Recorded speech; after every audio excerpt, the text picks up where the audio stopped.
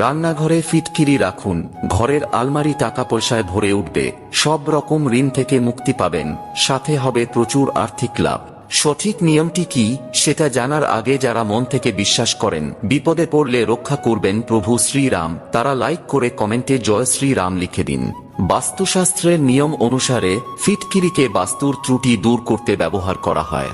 তারই মধ্যে মূল দুটি প্রতিকার হলো, নাম্বার 1, যদি আপনার অনেক ঋণ থেকে থাকে তাহলে তার থেকে মুক্তি পেতে একটি আম পাতায় সামান্য সিঁদুর ও সামান্য ফটকিরি দিয়ে বেঁধে একটি পুটলির মতো তৈরি করুন।